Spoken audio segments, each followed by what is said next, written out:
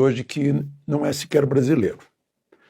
Gente, aconteceu nesse fim de semana algo que eu só vi em filme de ficção americano, mas foi praticado por americanos, por um sujeito que tem quase a minha idade, presidente dos Estados Unidos, Joe Biden.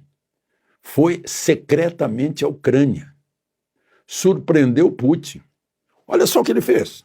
Ele e a mulher dele visitaram museus em Washington, depois foram comer um rigatoni num restaurante chamado Galinha Vermelha, Red Hen, lá em Washington.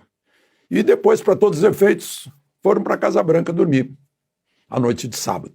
Só que ele, de madrugada, pegou um avião e não foi o Air Force One, foi um C-32, que é um Boeing 757-200, que não dá para fazer grandes viagens, não.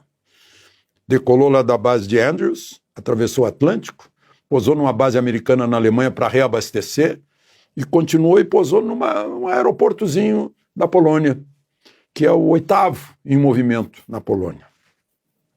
Lá ele saiu, pegou carro, ele só com 4 assessores, levou 2 jornalistas que entregaram o celular antes da viagem, não sabiam para onde iam, né? Era um pulo, um da Associated Press e uma repórter do Wall Street Journal. E entraram no avião, né? Sem saber para onde iam. O código era que era para cobrir um torneio de golfe. Isso que eu estou contando está no New York Times de hoje. E aí, bom, entraram nessa comitiva de carros, foram até uma estaçãozinha ferroviária pequena, pegaram um trem que normalmente vem com refugiado, trem lento, e agora eu já estou falando em 8 da manhã por aí, né? E chegaram na fronteira, já era noite, viajaram a noite toda, ele chegou 8 da manhã em Kiev, de trem. Um trem que ninguém sabia o que era, porque não podia ir com um avião dos Estados Unidos invadindo um espaço aéreo que está todo monitorado, que os mísseis russos estão ali, tá? E Kiev está praticamente sob cerco, né? Pois desembarcou na estação de Kiev, foi para o palácio, se encontrou com Zelensky, saíram os dois, um dia ensolarado, céu azul, foram até a igreja de São Jorge, São Miguel, Mosteiro de São Miguel, onde tem um memorial dos mortos da invasão russa, e depois ele foi para a embaixada, claro, americana, e depois entrou no trem de novo, fez o mesmo trajeto, uma viagem de quase 10 horas de trem. Eu estou falando já no domingo para segunda-feira. Hoje, finalmente, ele chegou a Varsóvia, que estava numa programação lá, fazer uma visita à Polônia. Ele foi de novo para essa estação de trem, de novo fez o trajeto via rodovia, de novo pegou o avião Cargo 32, foi até Varsóvia, e hoje fez um discurso dizendo que não vai atacar a Rússia, porque o Putin levou um susto, né? Fez um discurso lá, e opa, o que está acontecendo? Que ele não entra nessa guerra, né? Por isso mesmo evitou.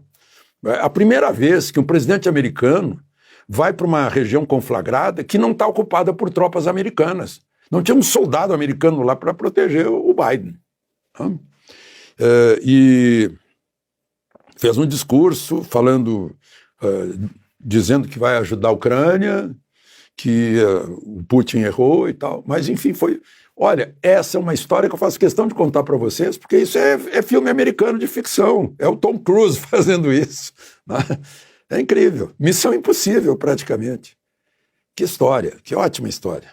Bom, vamos agora partir para hoje, né? Como eu disse, sexta-feira gorda, terça-feira gorda, saiu o Pacotão. Pacotão é um bloco carnavalesco que foi criado assim por jornalistas, irreverente, né? Em 1978, e o nome Pacotão é para criticar o pacote de abril do presidente Geisel, que introduziu 1/3 de senadores são eleitos pelas assembleias legislativas e tal, e aumentou o mandato do presidente Geisel, né? Virou o Pacotão de Abril. E saiu o Bloco Pacotão para criticar o governo. E foi só crítica. Aliás, jornalismo é crítica, né? Jornalismo é a oposição, o resto é secos e molhados, como dizia Milor Fernandes, o irmão do Hélio Fernandes, da Tribuna da Imprensa. Só que hoje a gente não vê isso, né? E aí eu inclusive, preparei o meu artigo dessa semana, que já foi para os jornais, lembrando da marchinha da época, né? Porque estava em foco o Ayatollah Khomeini. E eles fizeram um trocadilho. Geisel, você nos atolou. Figueiredo também vai nos atolar. Né? Já tinha o nome do sucessor de Geisel. E ninguém foi preso. Hoje, faz críticas a certas autoridades aí, está sujeito, né? Bom, por falar nisso, vejam só. A Polícia Federal está pedindo autorização para Alexandre de Moraes para investigar de onde é que saiu o dinheiro que encontraram na casa do ex-deputado Daniel Silveira, 270 mil numa mochila. Ele tem conta bancária bloqueada, né? Não pode usar banco, está usando a casa. Mas, enfim, perguntou se pode investigar também a origem dos 4 automóveis que estavam lá. Eu fui procurar a marca dos automóveis, não saiu. Certamente não eram Audis, BMWs e Mercedes, senão sairia nos jornais. Né? Até o A3, o Mercedes 180, eles chamam de carro de luxo, aquela coisa. Né? Mas não está. E outra coisa que eu estranhei, peraí, outro dia o Supremo decidiu que todas as queixas contra Bolsonaro vão para a primeira instância, que ele não tem mais o foro privilegiado. Mas o caso do Daniel Silveira é idêntico. Ele não é mais deputado. Ele é primeira instância.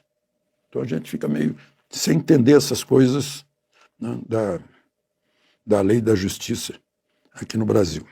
Eu fiquei muito feliz. Eu não tinha prestado atenção, recebi de um ex-ministro da Previdência, ex-governador do Rio Grande do Sul, meu amigo Jair Soares, me mandou um trecho do discurso do ministro da Justiça. E o ministro da Justiça disse: agora as pessoas não ficarão mais com armas ilegais. Não ficarão no Brasil. Acabou o liberou geral das armas de fogo no Brasil. Uau! Fiquei muito feliz. Porque a gente vê toda hora naquele desfile de fuzis de guerra no Rio de Janeiro. Né? Todo mundo portando fuzil de guerra, dando rajada para cima, fazendo carreata com fuzil de guerra, crianças com fuzil de guerra. Mas o ministro da Justiça nos garante que isso vai acabar. Fico muito, muito feliz, estou torcendo para ver quando vai começar a operação. Né? Agora, não sei se vai envolver exército de novo, porque tem gente do PT que quer alterar o artigo 142, né? Aí não vai poder convocar o exército para lei e ordem, né? Para fazer isso. Eu imagino que ele esteja se referindo a isso, né? Porque as outras pessoas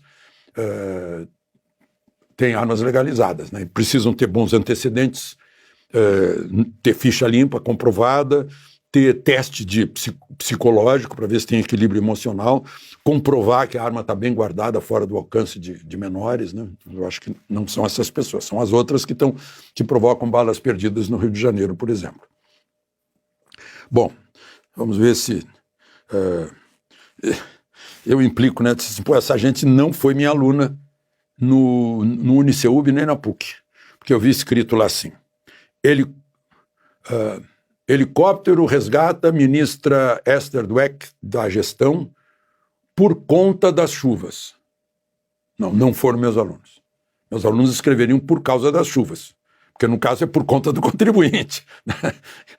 Que ela está sendo resgatada. Eu demorei a achar que era helicóptero do Exército, porque todo mundo escreveu helicóptero das Forças Armadas. Bom, as Forças Armadas não são uma instituição que tenha helicóptero. Tem helicóptero na Marinha, o Exército e a Aeronáutica, né? Isso faz parte da objetividade da notícia, né?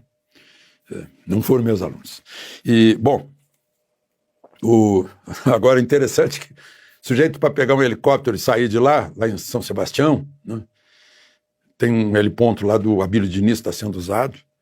Eu vi que é de 10 a 30 mil de frete para fazer o transporte. No caso aí, da ministra, foi por conta do contribuinte. Uai, seu app de vídeos curtos.